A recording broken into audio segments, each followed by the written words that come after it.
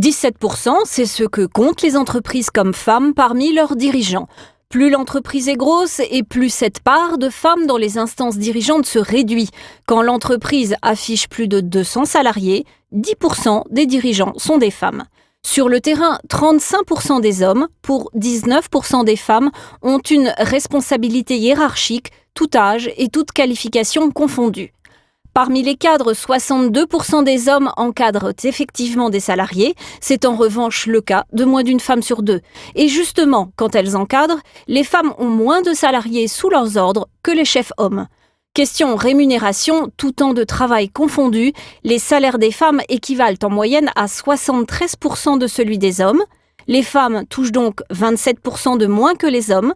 Dit autrement, les hommes gagnent 37% de plus que les femmes.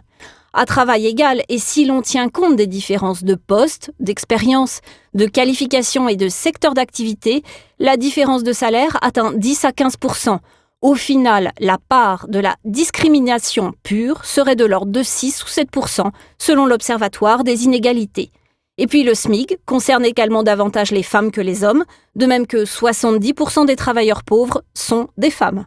Avec l'arrivée des enfants, le taux d'activité professionnelle des femmes se réduit à 64% quand celui des hommes reste stable.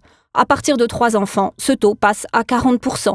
Et pour rappel, environ 80% des tâches domestiques continuent d'être assurées par les femmes.